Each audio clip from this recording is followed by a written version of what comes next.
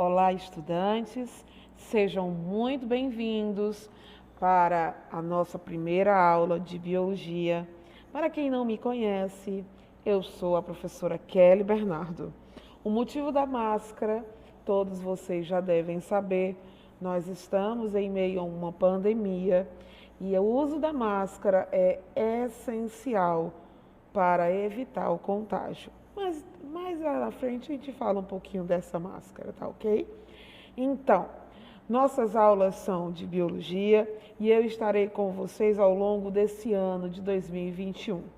A todos, uma boa volta às aulas, sejam bem-vindos e que vocês possam aproveitar ao máximo esse ano para estudar, porque querendo ou não, essa turbulência vai passar e o que vai ficar para nós é todo o aprendizado adquirido nesse percurso. Então, vamos aproveitar ao máximo. Eu vou iniciar minha aula como eu sempre inicio o ano letivo, falando sobre as metodologias que eu aplico, falando da forma como será o nosso desenvolvimento no ano, falando de como devem ser feitas as atividades e os nossos bons e velhos acordos de convivência. Não é porque estamos num momento diferenciado que isso pode mudar ou precisa mudar. Tá bom? Vamos lá, vem comigo. Bom, antes de qualquer coisa, vamos dar as boas-vindas a todos vocês e falando que a educação é a arma mais poderosa que você pode usar para mudar o mundo. Uma pessoa com educação, uma pessoa com conhecimento pode fazer milhões e milhões de coisas. E eu acredito que todos vocês são capazes de realizar grandes feitos. Mas para isso, eu preciso de um pouquinho de conhecimento, de aumentar aquele saber que você sabe, prolongar, estender, capacitar. Você é grande e pode ser muito maior. Basta estudar. Vamos seguir. Bom, como eu disse para vocês, esse ano vai ser ainda um ano diferenciado por conta da pandemia da Covid-19. Nossas aulas estão voltadas para uma metodologia de ensino híbrido. Tá? O que é o ensino híbrido para aqueles que não sabem ou ainda não entenderam o que é o ensino híbrido? Nós vamos combinar as aulas presenciais, a sala de aula, com os dados virtuais ou remotos, com a internet, com o computador, com o livro. Tá? O ensino híbrido, ele já faz parte da nossa vida, nós só não ligamos. A escola não tinha essa expertise, mas com a pandemia tudo modificou e agora esse ensino híbrido está mais forte. Vocês têm a aula presencial para aqueles que estão indo para a escola e aqueles que estão assistindo a aula virtualmente também podem estar fomentando o conhecimento de vocês através das videoaulas e através de outras ferramentas, tá? Como assim, professora? Novas ferramentas. Gente, o ensino híbrido, ele é uma inovação. Ele traz você, estudante, como protagonista de todo o processo de aprendizagem. Mas, para você ser esse protagonista todo, esse grande, o grande motivo de existir, né, a educação, você também precisa colaborar. Tá? E o ensino híbrido, ele tem a ver com debates de orientação, ferramentas digitais, pesquisa de campo, tem a ver com leitura e exercício, projetos e atividades mão na massa. Vocês sabem, para quem me conhece, vocês sabem que eu gosto de inventar muitas coisas na sala de aula. Por quê? Porque vocês, têm nas mãos de vocês o mundo num só clique. A internet está na mão de vocês. Com um clique você pode descobrir N coisas que na sala de aula você tem tópicos. Então o ensino híbrido ele está no teu dia a dia quando você se interessa por um assunto e vai pesquisar na internet e se aprofunda sobre esse assunto. E com a pandemia, nós temos esse ensino híbrido mais carnal, mais vibrante nas nossas veias. Então, vocês terão as aulas online, mas também vão ser desafiados a fazer pesquisa, a desenvolver algo, e a participação de vocês é essencial para que esse ensino híbrido funcione. É muito importante a participação de vocês. E essa pessoa que vos fala fica muito feliz quando vocês interagem no grupo, trocando conhecimento, perguntando. Então, existe essa necessidade e a importância desse ensino híbrido estar muito ligado aos nossos dias atuais. Vamos para as nossas regras de convivência? Bom, eu gostaria de construir com vocês, tá? Coletivamente, por mais que seja virtual ou com os alunos que possam estar no presencial, eu gostaria de construir as regras de convivência da turma. Nós sabemos que tudo mudou, né? Nós não podemos estar lado a lado dos colegas, nós não podemos ficar nos tocando, nós não podemos mais compartilhar beijos e abraços, não podemos mais compartilhar lanche, né? Isso tudo a pandemia nos tirou devido à gravidade ou à letalidade do vírus. Mas as nossas regras de convivência, elas vão existir. As regras de convivência da turma, assim como a forma de ensinar mudou, elas também levaram uma nova repaginada. Fizeram lá um tratamento estético e tão bem enxutinha. Vamos ver quais são? Vamos lá. Deixa eu diminuir aqui para poder ficar legal, porque eu me incomodo quando eu não vejo a frase. Vou botar aqui. Então vamos lá. As nossas regras de convivência estão voltadas àquilo que nós iremos utilizar durante o ano. É permitido o uso do WhatsApp. Nós temos o Classroom. Nós temos mais participação. Nós temos as atividades remotas. Nós temos o computador como aliado e, acima de tudo, a agenda ActiveSoft. Professor, o que é isso aí que eu não entendi? Gente, a nossa regra de convivência, uma das regras de convivência que nós estamos construindo aqui hoje é: vocês sempre manterão contato pelo WhatsApp. Então, sempre fiquem ligados nas informações que os professores, a secretaria da escola, a coordenação traz para você. Porque o WhatsApp ele vai funcionar como um elo de comunicação entre nós, professores, e vocês, alunos. O Classroom, por sua vez, vai ser onde você vai ter as atividades e a agenda. O ActiveSoft, do mesmo jeito. Mais participação por quê? Porque no ensino à distância, a participação dos alunos é essencial para que haja essa interação professor-aluno, para que nós, professores, possamos saber até onde vocês compreenderam o conteúdo, aonde ficou a dúvida, no que foi legal, no que você quer para mais à frente, o tema a ser tratado com mais peculiaridade. Né? E a realização das atividades remotas é essencial para mostrar e treinar aquilo que você aprendeu. Tá ok? Vamos continuar construindo a nossa regra de convivência, tá? Seguindo em quê? Participar das aulas. É essencial que todos os estudantes estejam nas aulas. É essencial que os estudantes assistam às videoaulas que são lançadas para vocês. Próximo tópico. Não acumular atividade. Da mesma forma que você assistiu à aula, geralmente as aulas vão vir com atividades específicas daquele tema da aula. Então, é importante que você não acumule, que você faça uma adição de saberes. Você assiste a aula e executa a atividade para ver se todo aquele conteúdo foi bem assimilado. Fazer as entregas na data. Todos nós temos datas, temos uma agenda a programar. Da mesma forma que vocês têm o dia das aulas, tá?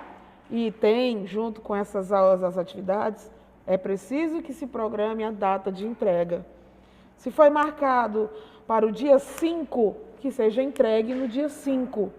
Se pode ser entregue até o dia 10, você pode estar enviando até o dia 10. Ah, mas por quê? Se eu quiser entregar no dia 12, você não vai receber, professora? Eu vou receber. Porém, a pontuação não vai poder ser a mesma, porque você fugiu da data de entrega. Responsabilidade é uma das palavras que nós iremos aplicar na nossa regra de convivência. Tirar as dúvidas com o professor. Como é que o professor sabe que você entendeu um conteúdo? Quando você responde a atividade?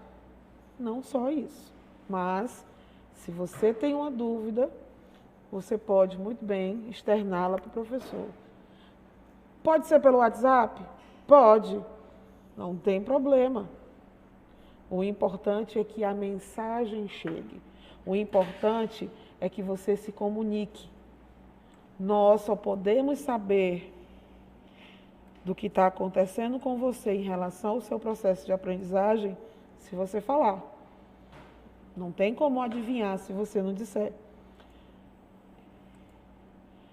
Não deixe de acessar os veículos de comunicação professor-aluno.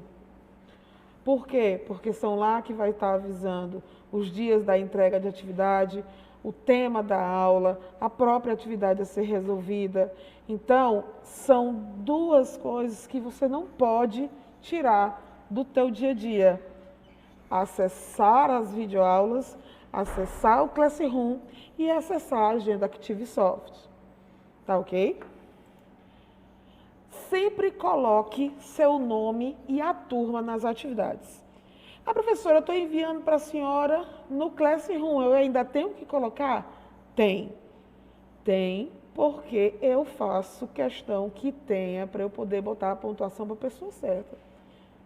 Então, as tuas atividades, elas têm que vir com o nome completo e a turma que você faz parte. Da mesma forma que os TDs, onde você vai ter que responder, ou ele vai vir impresso e respondido na própria folha do TD. Como assim, professora? Eu passei uma atividade, eu passei um exercício em PDF. São questões diferentes que não estão no livro. Qual é a saída para você responder? São duas. Ou você faz a impressão, responde na folha, bate foto e anexa no Classroom, ou copia a atividade inteira. Certo? E por último, estude, leia, faça os exercícios, porque pode até não parecer, às vezes o aluno acredita que não existe isso, mas existe. Aqui do outro lado da tela e da sala de aula, aquela pessoinha que está em pé, escrevendo no quadro, falando com você, ela quer o teu bem, ela acredita no teu potencial. Então, eu faço a minha parte, mas você precisa fazer a sua. E assim, como um bom relacionamento, de mão dadas, nós vamos seguir pela estrada do conhecimento. Não terminamos por aqui. Agora, nos próximos slides, nós iremos resolver o TD que foi passado a vocês. Tá ok? Então, vem comigo, porque você precisa saber, você precisa aprender. Mas, antes de chegar nisso, eu acho que está faltando alguma coisa. Você sabia que sua nota depende de você? Em que sentido? Como é que a minha nota depende de mim, professora? A sua nota depende de você. Como assim? 1, de sua participação nas aulas.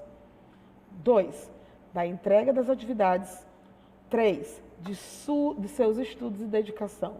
E, por último, ler a prova com atenção. Percebo, muitas vezes, que os alunos nem leem a prova e já vão respondendo, e por isso, muitas vezes, erram as questões. Então, são 4 coisas que vocês precisam perceber e saber do que depende a tua nota.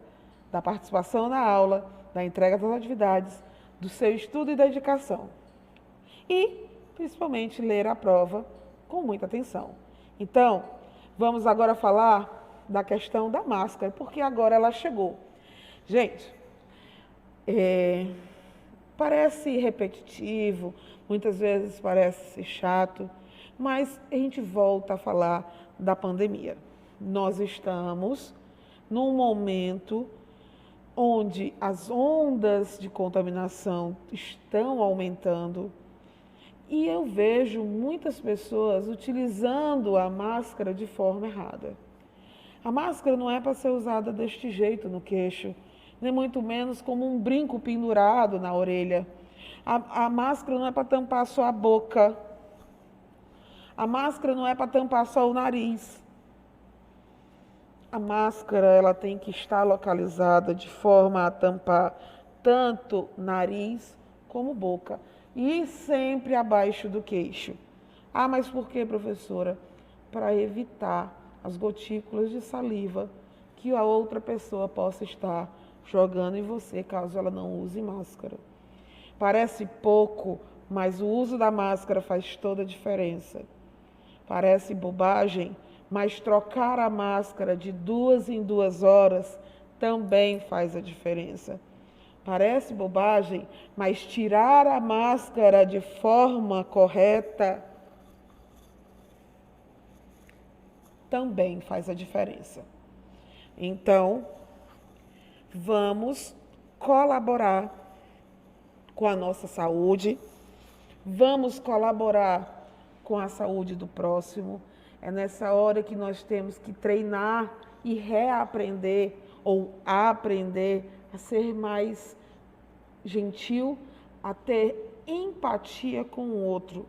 São nos simples detalhes, no lavar das mãos, no passar o álcool em gel, no não entrar em casa com o sapato vindo da rua, deixar ali para depois limpar, no tirar a máscara da forma correta, de não sair e se aglomerar em festas, em shoppings, em praias.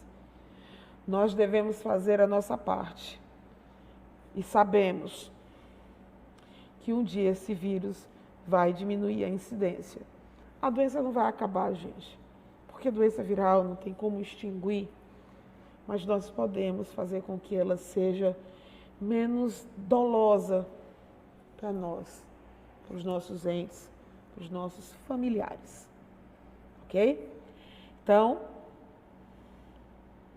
vem comigo e bora estudar, porque a biologia é linda.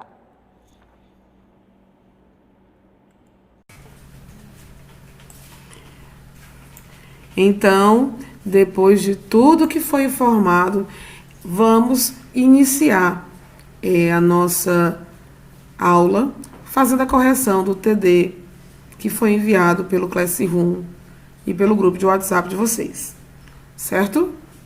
Lembrando que essa atividade ela vai contar como uma maneira de revisão de conteúdo, porque nós precisamos nos preparar, o ano não para, a nossa vida não para, e a gente tem todo o resto de 2021 para arrasar, certo? Vale ressaltar também que eu desliguei a câmera para facilitar, já que eu vou dar o zoom nas questões e a imagem, o quadradinho da imagem acaba ficando atrapalhando na leitura. Então, vem comigo, bora estudar, galera! Então, vamos detonar algumas questões desse TD. Esse TD ele foi extraído da prova da UES, tá, galera? De 2020.2, a última prova da UES, que foi realizada, né, o vestibular da UES. Vamos responder. Primeira questão. A teoria que considera a hipótese que a vida estaria dispersa por todo o cosmos na forma da vida primária e que a chegada de algumas delas à Terra explicaria a origem da vida do planeta, denominada de... Então, aqui, para você entender, essa questão é sobre a origem da vida. E se você bem percebe, ele está falando da origem da vida vinda de outro lugar do espaço, né? A chegada da vida na Terra, ou seja, está vindo de outro local que não seja o planeta. Isso é uma ideia de panspermia. Então, o item correto para essa questão é o item C, certo? É o item C. Mas, professora, eu não lembro muito bem o que é essa questão das teorias da origem da vida. Então, esse conteúdo ele é tratado lá no 9º ano, é tratado no 1º ano do ensino médio, muito pouco, é tratado no 2º ano, e chegamos aqui e vai ser visto no 3º ano também, porque é um conteúdo que cai em vestibular, cai no IFCE, cai na UES, cai no Enem, e todas as questões contextualizadas que são, elas buscam o entendimento de vocês. Então, para resolver essa questão, você precisa saber sobre as teorias evolutivas.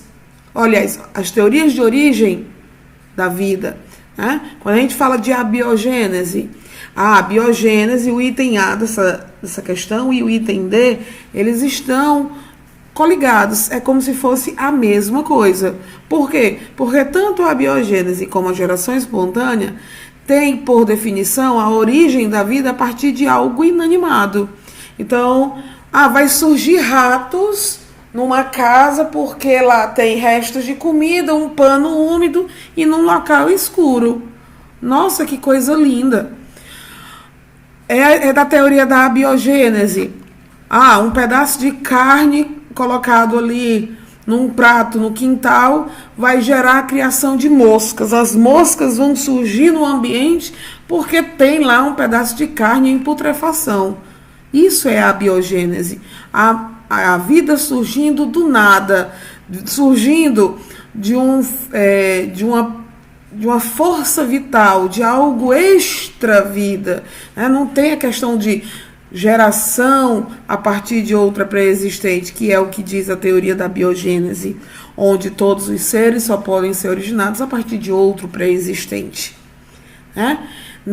No conteúdo de origem da vida, nós também temos o criacionismo, o fixismo, né? Que diz que Deus criou todas as coisas e que todas as coisas são imutáveis. Né? São as teorias que vieram para categorizar e embasar a origem da vida. Do mesmo jeito que tem a teoria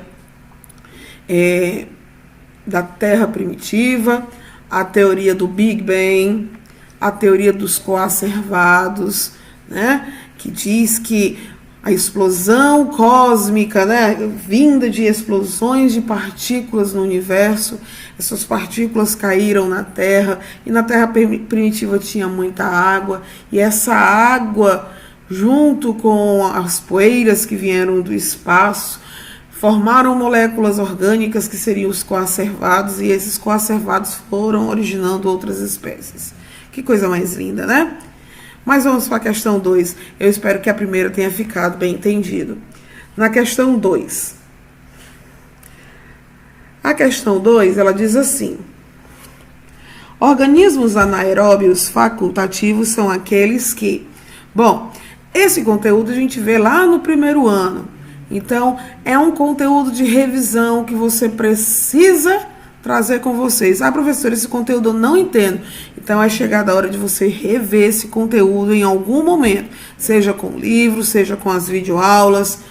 Você precisa aprimorar o teu saber em cima dessas questões. O que são organismos anaeróbicos? São organismos que não necessitam do oxigênio para se manter vivo, tá?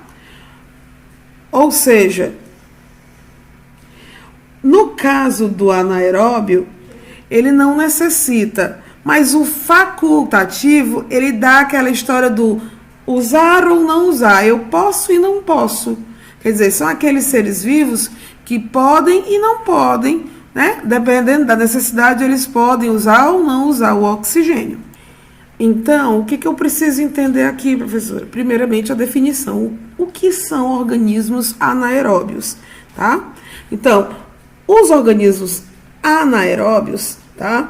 Eles estão relacionados à não necessidade de oxigênio. Mas quando eu falo de organismos anaeróbios, eu posso falar de organismos anaeróbios restritos ou obrigatórios, que são aqueles que não dependem do oxigênio, porque a realização da respiração anaeróbica, ela vai depender de outras substâncias, tá? Ou seja, não há uma necessidade específica do oxigênio. Então, organismos anaeróbios restritos ou obrigatórios, eles não dependem do oxigênio, pois eles vão realizar respiração anaeróbia, tá? Um exemplo que eu posso citar são as bactérias causadoras do tétano e do botulismo. Se você bem pensar, você pode imaginar assim, por que atualmente eu não posso fazer um curativo grande quando eu estou com um corte? Exatamente porque a gente pode ter no ambiente organismos anaeróbios restritos, obrigatórios, e eles vão comer a nossa carne, porque eles não precisam do oxigênio. Então, eu preciso deixar a ferida, a lesão, que ferida é uma palavra feia, uma lesão aberta para que haja a morte ou a extinção desses agentes causadores de doenças ou agentes infecciosos, que são as bactérias anaeróbias obrigatórias, tá?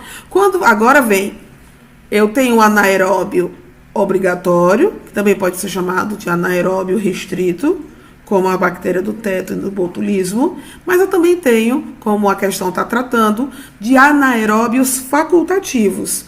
O que é isso? Ora, quando eu falo de anaeróbios facultativos, eu estou falando de alguns organismos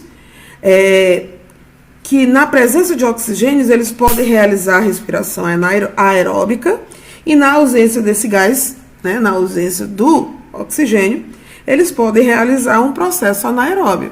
Ou seja, tanto faz se está ou não está na presença do oxigênio, ele vai poder realizar seu processo de produção energética.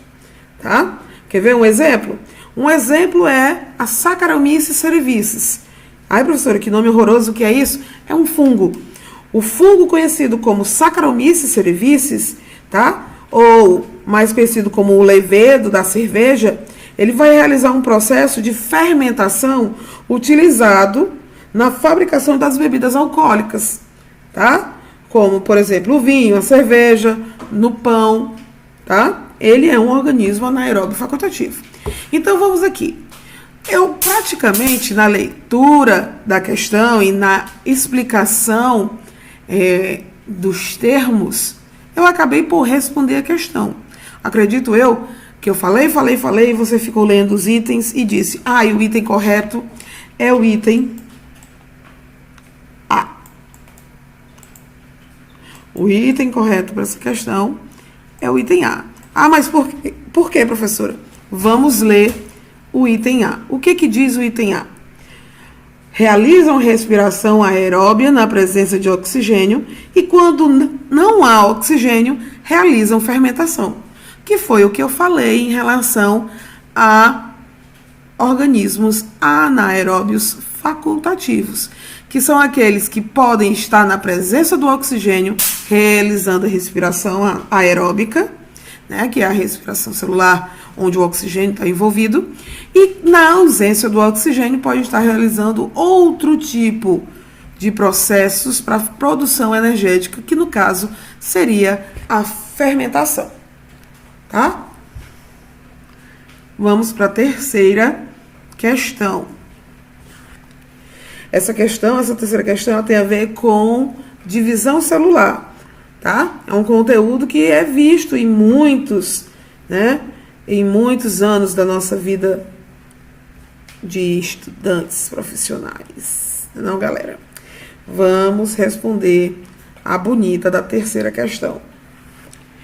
Em relação à intérfase, é correto afirmar que... Eu não dei enter aqui, né? Que triste. Mas vamos ler mesmo assim. A terceira questão. Em relação à intérfase, é correto afirmar que... Bom, essa questão ela trata de divisão celular. Então, o processo de divisão celular, onde envolve a multiplicação das células, antes dessa antes dessa divisão celular acontecer, eu sempre terei uma fase de preparação da célula, que é o que a gente vai chamar de intérfase, que é o período de tempo onde a célula não está se dividindo, mas está se preparando para a divisão. A intérfase, ela sempre vai acontecer antes da mitose, tá? E ela é dividida em 3 fases. A fase G1, a fase S e a fase G2. Mas vamos ler os itens para poder localizar o item correto, tá bom? Porque senão eu vou dar a resposta sem nem dar a oportunidade de vocês tentarem. Vamos lá. Em relação à intérfase, é correto afirmar que, letra A, corresponde a um período de baixa atividade metabólica, subdividida em fase G1, S e fase G2. Olhe, se o item dissesse só subdividida em fase G1, S e fase G2, estava lindo.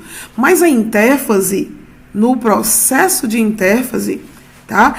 É um momento em que a célula está em alto poder metabólico. A célula está bombando, trabalhando mais do que ela necessita. Porque ela está se preparando para ter tudo pronto para realizar o processo de divisão celular. Então, o item A está errado porque ele está falando em baixa atividade metabólica. E na intérfase é onde eu tenho mais atividade metabólica. Tá bom? Vamos para o item B. Na fase G1, as células aumentam de tamanho e iniciam o processo de sintetização de proteínas e produção do RNA. Correto. Olha aqui o item da questão. Ai, professora, é esse item correto por quê? Porque o que acontece? A intérfase é um processo de alto poder metabólico porque a célula vai se preparar para iniciar os processos de divisão, né? Então, o que acontece? Tudo que tem dentro da célula vai ter que se reorganizar, duplicar o material interno para que a divisão celular ocorra, né? Principalmente quando você trabalha com a mitose, onde uma célula com 46 cromossomos vai originar 2 também com 46 cromossomos. Então, como eu tenho uma multiplicação celular, né? A promoção ou a taxa de aumento do número de células, né? Células com mesma quantidade de materiais, na fase G1 da intérfase, a célula está se preparando, então ela vai aumentar de tamanho, ela vai aumentar o seu tamanho, o seu volume, e vai começar a sintetização de proteínas e vai produzir o RNA, até porque a célula precisa ter todas as estruturas para poder garantir a divisão. Ok? Então, o item correto dessa questão é o item B. Tá? Vamos olhar o item C e ver onde é que está errado. Na fase S, a síntese de proteínas continua e ocorre a condensação de cromossomos. Não. A condensação de cromossomos vai acontecer lá na fase G2, já iniciando a primeira fase da mitose, que é a fase de prófase. Na fase S, eu vou ter a duplicação do DNA. Tá? Letra D. Na fase G2 ocorre o processo de duplicação e síntese das moléculas de DNA. Não, gente. Olha, se trocasse depois da vírgula do item C com o item D e vice-versa, ficava 2 itens corretos. Mas o item correto dessa questão nós já batemos o martelo e é o item B. Vamos ler a questão 4. A questão 4 é um pouquinho pequena, né? Questão 4. No que diz respeito aos carboidratos, assinale a afirmativa verdadeira. Carboidrato, substância orgânica, responsável pela produção da energia nas células, né? O que é que a gente pode citar como carboidratos, meu povo? Glicose, frutose, sacarose, maltose, lactose, né? Glicogênio, professora? Glicogênio. Que mais? Amido, professora? Amido é carboidrato, celulose é carboidrato, tá? Claro, uma das principais funções do carboidrato é produzir energia ou formar a fonte energética para a produção de energia dos seres vivos. Mas, se você mantém o seu conteúdo de biologia atualizado, você sabe, os carboidratos eles também têm funções estruturais e funções de reserva energética. Então, vamos encontrar aqui o item correto sobre carboidratos. A.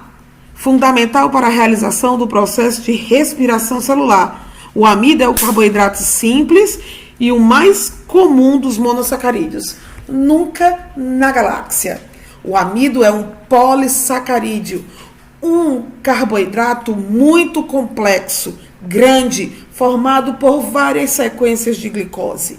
O amido, ele é a reserva energética dos vegetais, assim como o glicogênio é a reserva energética dos animais. Então, o item A, totalmente errado. Vamos para o item B. Reconhecido como principal substância de reserva de energia dos vegetais, a glicose é formada por dois tipos de polímeros, a amilopectina e a amilose.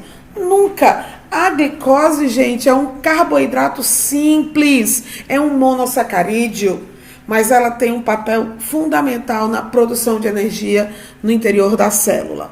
Ela garante a fonte energética de todos os animais, tá? É a glicose que vem da tua alimentação que vai alimentar todas as células, fazendo com que o processo de respiração celular possa prosseguir, fazendo com que a glicólise ocorra e assim vai para todos os processos de metabolismo energético. Glicólise, ciclo de Krebs e cadeia transportadora de elétrons. O item B já dançou na maionese, está fora do nosso esquema. Vamos agora ler o item C. Celulose é um polissacarídeo, verdade, encontrado na parede celular de alguns fungos e na composição do exoesqueleto de artrópodes. Ai, Jesus, o que eu faço com a questão errada? Digo que está errada, né? A celulose, ela é um polissacarídeo encontrada na parede celular dos vegetais, tá? Fungo não, tá, galera? Por favor. E quando você fala do exoesqueleto de artrópodas, os artrópodas, eles vão sim apresentar carboidratos na composição do exoesqueleto, mas é de quitina, não celulose, tá bom? Já excluímos a A, já excluímos a B, já excluímos a C, a não ser que essa questão tenha que ser anulada, o item correto obrigatoriamente tem que ser o item D. Mas vamos ler e dar um joinha nesse item que está correto, né? Encontrado no fígado e nos músculos dos animais, o glicogênio atua como uma reserva energética quando o organismo necessita de energia. O glicogênio é quebrado em glicose, que é utilizado pelas células. Lindo! Perfeito! Maravilhoso! Esse item tá lindo, chuchu beleza! Por quê, professora? Porque é assim mesmo. O glicogênio, ele vai ser armazenado no fígado e boa parte dele pode estar armazenada nos músculos, exatamente por conta da necessidade que você pode ter na hora de estar realizando uma atividade que depende muito de energia. Então, todas as vezes que tua glicemia desce, né, diminui, o fígado libera glicogênio, o glucagon quebra esse glicogênio em glicose e a insulina faz o seu papel maravilhoso de levar essa glicose para todas as células do corpo. tá? Ah, professora, mas no músculo para que vai ter glicogênio no músculo? Imagina aí você correndo uma maratona e falta oxigênio e energia, tá? Energia, glicose, para suprir a necessidade do teu músculo. Se não tiver glicogênio, não vai ter energia. E se faltar o oxigênio, tu vai ter uma distensão muscular linda, que eu não quero nem ver a queda, nem a dor que tu vai sentir. Tá? Vamos para a quinta questão. Considerando o processo da fotossíntese, escreva verdadeiro ou falso, conforme seja verdadeiro ou falso. Que coisa mais fofinha.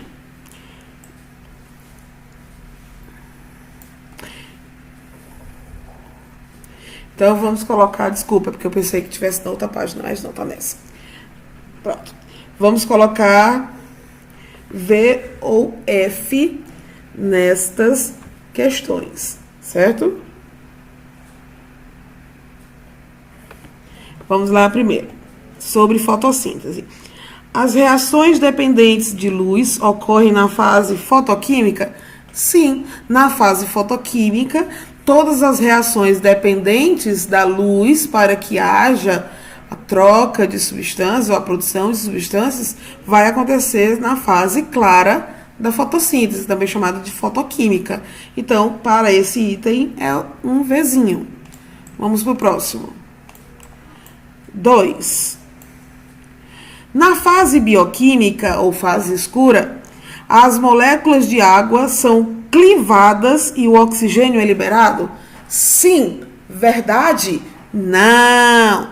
Mentira. Por quê, professora? Porque o oxigênio ele não vai ser liberado, né, bebê? Ele vai ser produzido lá no final, tá? E a água não vai ser clivada, ela vai ser absorvida, ok? Esse item é falso para aqueles que pensou no V de verdadeiro. Já foi, não é. É um falso. Vamos para a letra... para a letra é ótimo. Vamos para o terceiro item. A redução de moléculas carregadoras de elétrons NADP+, para NADPH ocorre na fase fotoquímica? Não. Na fase fotoquímica, eu vou ter as reações químicas de claro, onde eu vou obter as produções de substâncias essenciais. Então, vamos explicar aqui esse item C, né? Ou o terceiro. A terceira... E o terceiro item. A redução das moléculas carregadoras de elétrons NADP+, para NADPH ocorre na fase fotoquímica. Vamos lá, meu povo. Deixa a Kelly pensar aqui, isso é conteúdo de primeiro ano. Deixa me ver. Balanço energético, metabolismo energético. O que eu tenho? Eu tenho que na fotossíntese vai acontecer a fase luminosa, que é chamada de fase fotoquímica, e a fase que é chamada também de fase fixadora de carbono, tá?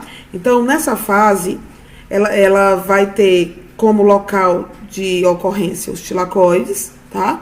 Que são estruturas presentes nos cloroplastos, tá? E sim, assim como a questão está dizendo, tá? Como eu tenho a captação da energia luminosa, que vai ser utilizada na produção de ATP, eu vou ter nessa produção de ATP a redução das moléculas de NADP para NADPH, tá?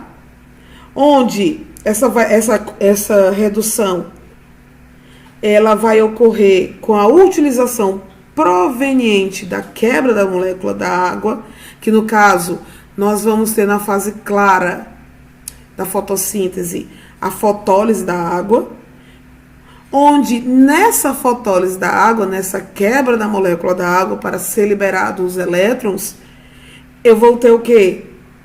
A origem ou a formação do NADPH, tá? Que vai o quê? Ser utilizado aonde? Na fixação do carbono para produzir a glicose lá na fase bioquímica ou na fase escura da fotossíntese. Então, o que é que acontece? Na fase clara, tá?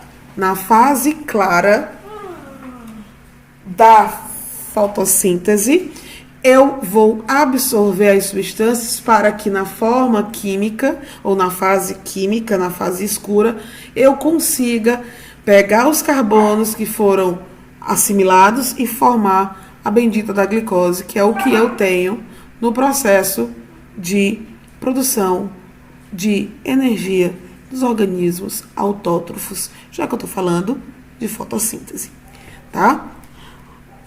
O item D. A energia do ATP é utilizada para ligar o gás carbônico a uma molécula orgânica na fase bioquímica.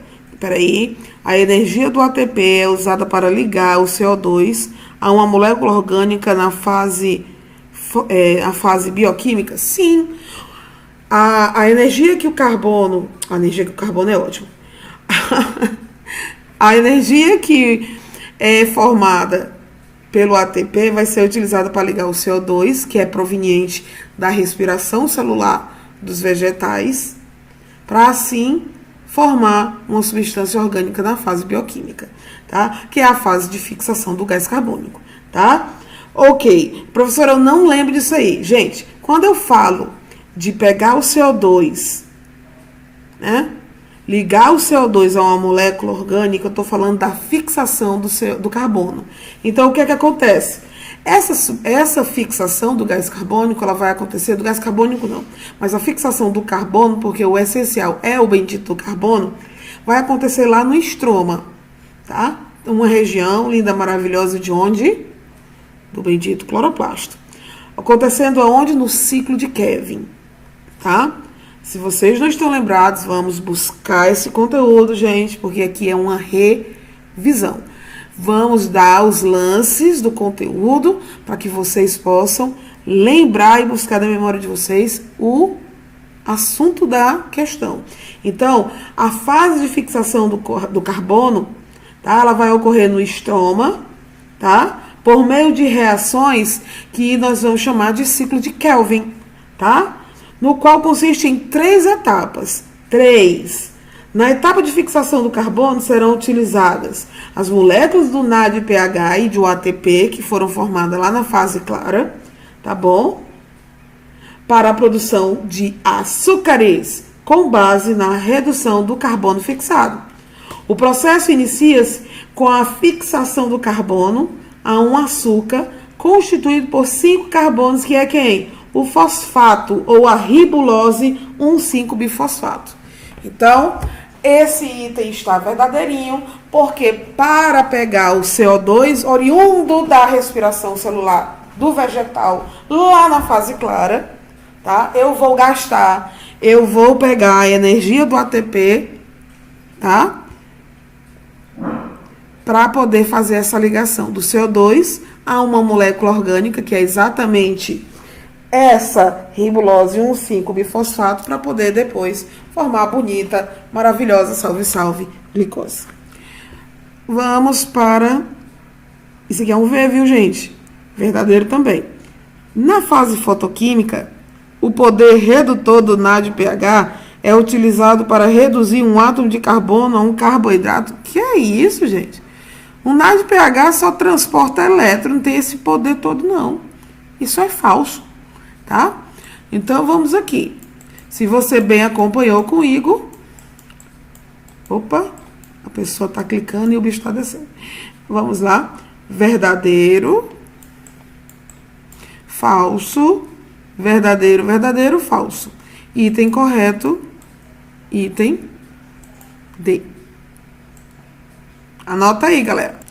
Sexta questão, uma questão básica de ecologia, porque em qualquer prova de vestibular, de Enem que você faça, vai cair prova de...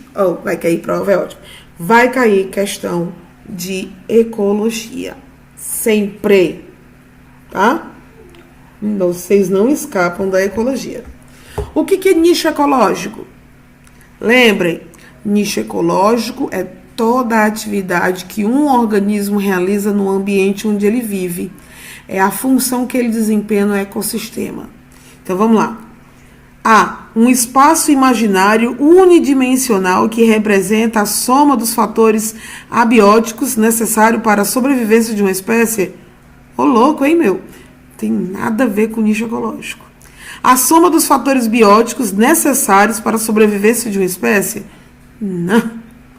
Um espaço imaginário de muitas dimensões que representam as condições e os recursos de uma espécie.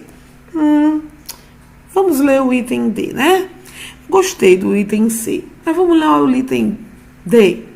A soma dos fatores abióticos necessários, mas insuficientes para a sobrevivência de uma espécie. Não.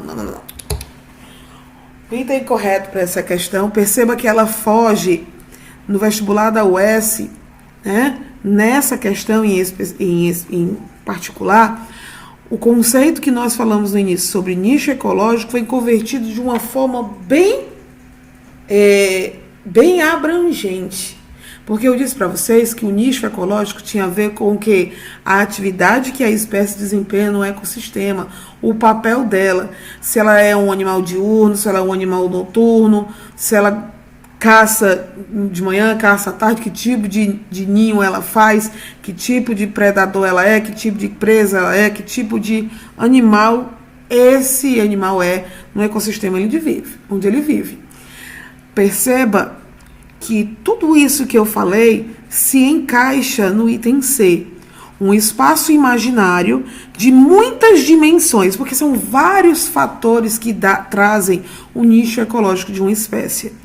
Tá? Então, é um espaço imaginário de muitas dimensões que representam as condições e os recursos de uma espécie. Ou seja, em que momento ele vai caçar? Que tipo de alimento ele caça? Qual é o hábito desse animal no ecossistema onde ele vive? É exatamente o conceito mais tecnicista, mais abrangente que o nicho ecológico tem. Item correto, item C. Não ficou.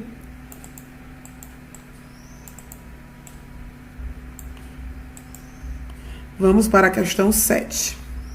Bem pequenininha, porque eu sou dessas. Na verdade, a UES é dessas. A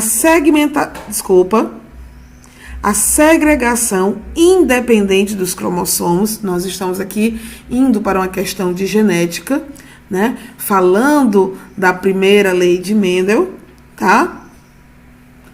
A segregação independente dos cromossomos é uma eita, que a pessoa está travando a língua com uma palavra fácil. A segregação independente dos cromossomos e a recombinação gênica são duas fontes da variabilidade genética que só ocorrem em organismos com reprodução sexuada, né, gente? Por tudo que é mais sagrada. Vocês não existem questões na UES que elas são dadas ao cubo. São aquelas questões que o cara faz, né, que a comissão do vestibular da UES faz e diz assim, essa daqui é para cidadão nenhum zerar. Se nós estamos falando de segregação de cromossomos, recombinação gênica que vai acontecer lá na meiose, eu estou falando de organismos de reprodução sexuada. Até porque, em organismos assexuados, eu vou ter a formação de um clone, né? Geneticamente falando, organismos geneticamente idênticos, tá? Clonal, essa palavra nem existe para segmentação independente. E vegetativa, por favor, né, gente? Por favor. Organismos vegetativos, de reprodução vegetativa, eu nem conheço esse tipo de reprodução. Reprodução clonal, por favor, né, galera? Sétima questão, a questão dada, item B.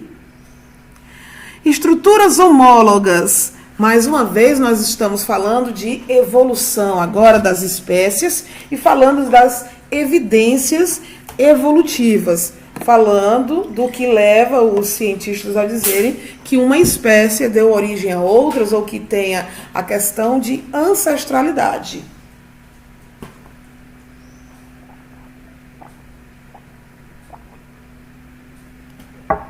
Então, vamos lá. Vamos lá para a 8ª questão. Estruturas homólogas são aquelas que... Bom, o que são estruturas homólogas? As estruturas homólogas geralmente ocorrem em indivíduos que apresentam uma ancestralidade comum. Então, já começa aí. Então, vamos ler os itens para a gente poder caçar essa estrutura homóloga. Possuem a mesma origem embrionária e podem desempenhar a mesma função, como, por exemplo, os membros dianteiros de aves, baleias, seres humanos e cavalos. Verdade. O item correto dessa questão, sem precisar ir muito longe, é o item A. Quando você fala de estruturas homólogas, nós estamos falando de estruturas que não precisam ter a mesma formação, a mesma estrutura física, né? Porque você vai olhar aqui, como é a asa da ave e como é a nadadeira da baleia, né? O membro dianteiro da ave com o membro dianteiro da baleia. Então, a asa da ave e a nadadeira da baleia. A funcionalidade é totalmente diferente. A asa da ave para o voo, para aquelas aves que voam, e a nadadeira da baleia para nadar. Confere? Confere. Mas na hora que você vai analisar anatomicamente essas estruturas, a origem embrionária desses dois membros distintos, no caso, o membro dianteiro da ave com o membro dianteiro da baleia, por mais que eles tenham funcionalidades distintas, tá? Eles vão ter a mesma origem embrionária. E há casos onde eu tenho a mesma função para estruturas homólogas, tá? Ok? Podemos seguir adiante. Item A para a 8ª questão. Vou responder esse TD até a 10ª questão, tá, galera?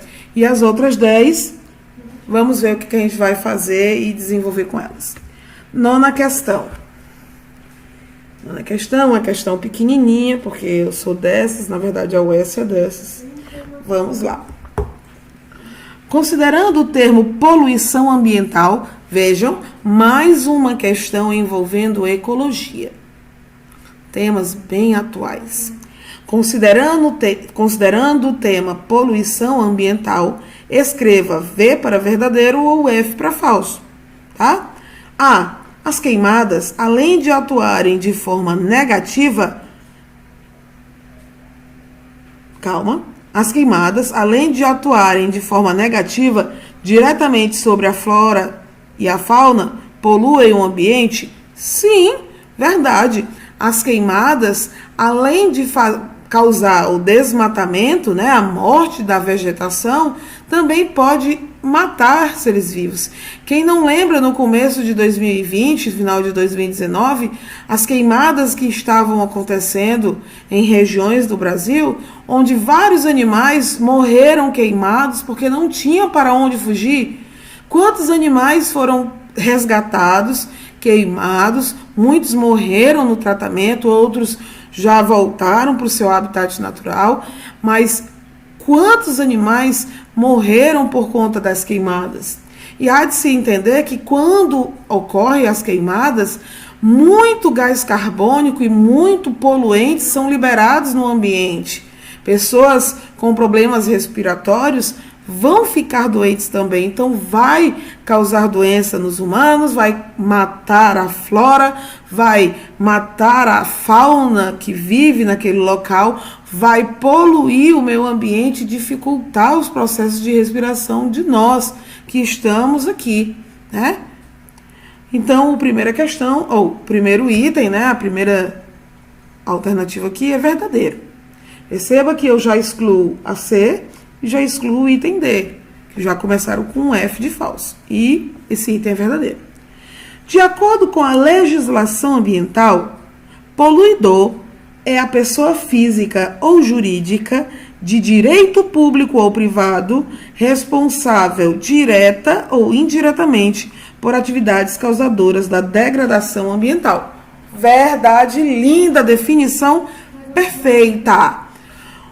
na legislação ambiental, é o poluidor essa pessoa que pode estar, direto ou indiretamente, causando um dano ao meio ambiente, levando ao meio ambiente um estágio de degradação. Não precisa ser agora, mas pode ser uma degradação, como é que se diz? Crescente, né? Somatória, de pouquinho em pouquinho, tá? Então, esse item é o verdadeiro. Perceba que só ficaram o item A e o item B.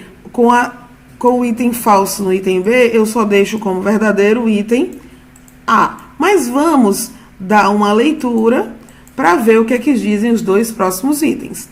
A redução do consumo e o consumo consciente são formas de combate à poluição ambiental? Muito certo, seríssimo. A redução do consumo e o consumo consciente são formas de diminuir a poluição ambiental. Se você joga menos lixo na rua, se você diminui o gasto de água, o gasto de energia, tudo isso vai influenciar na questão ambiental. E se você falar de poluição ambiental, o lixo que você joga na rua e que polui as vias públicas, o lixo que você pode estar deixando nas praias e poluindo assim o oceano e matando organismos que estão ali, né? Então o item 3 também é verdadeiro. Vamos para o último. Olha, está se confirmando o item A, hein? A poluição ambiental se restringe às regiões urbanas, pois é onde ocorre a industrialização e não há saneamento básico.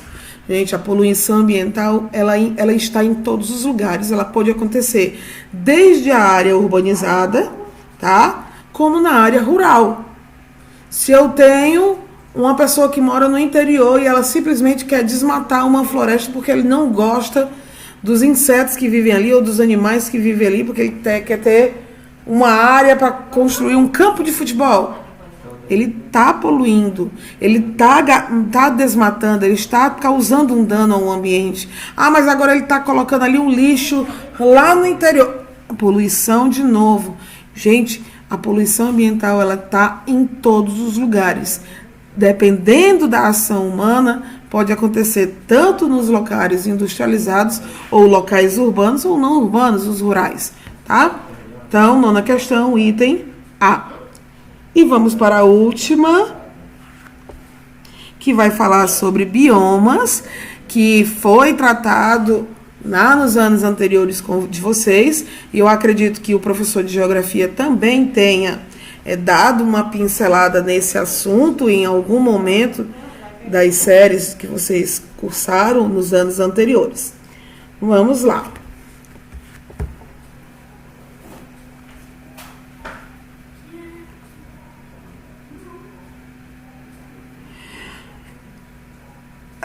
Vamos ler a questão. Relacione corretamente os ambientes com algumas de suas características abaixo apresentadas, numerando os parênteses de acordo com a seguinte indicação: 1. Caatinga, 2. Cerrado, 3. Floresta Amazônica, 4. Pantanal.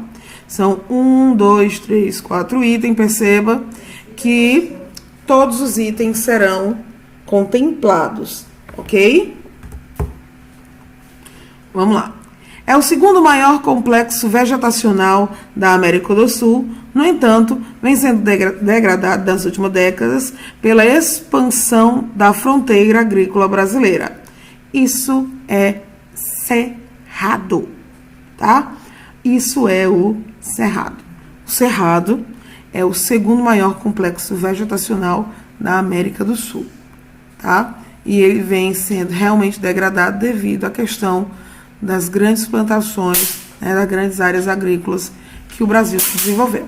Então, a gente começa com o 2 aqui.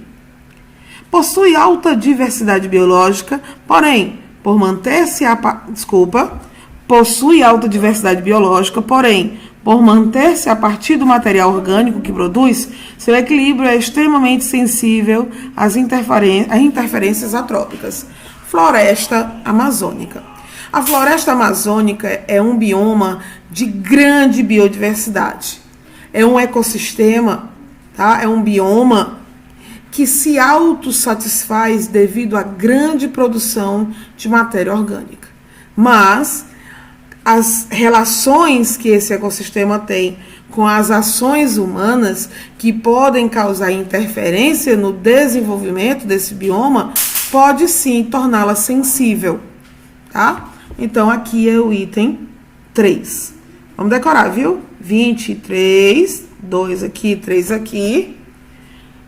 Abriga uma fauna aquática muito variada. Nesse ambiente, a sobrevivência de diversas espécies, como onças, jaguatiricas, lontras e especialmente de jacarés, é colocada em risco devido ao mercado de peles. Isso ocorre no Pantanal. O bioma que está se retratando aqui é o Pantanal. Então, 23, 4. Por que é o Pantanal, professora? Porque, gente, só sobrou Pantanal e Caatinga. A Caatinga, até onde eu sei, não tem nem onça, nem jaguatirica, nem lontra, né? Vamos seguir. Apresenta índices pluviométricos entre 500 e 700 milímetros anuais, característica que, quando associada a outras, como, por exemplo, a antropização, torna-se possível a desertificação. Isso é uma característica da Caatinga, tá? Devido aos baixos índices pluviométricos, tá? Ela pode entrar numa atropização, causando em si, na sequência, uma desertificação devido à escassez de água. Então, eu tenho 2, 3, 4, 1. Nenhum começa com 2, apenas o item B. Por que eu vou questionar? Item correto, item B. Galera, eu vou encerrando essa aula por aqui. Espero que vocês tenham gostado. Espero que vocês tenham lembrado de alguns assuntos. E caso alguns assuntos não estejam bem fixados na mente de vocês, o desafio para hoje é colocar em dia o caderno de estudos de vocês com um resumo rápido desse conteúdo que tu não lembravas. Tá bom? Até a próxima. Fui!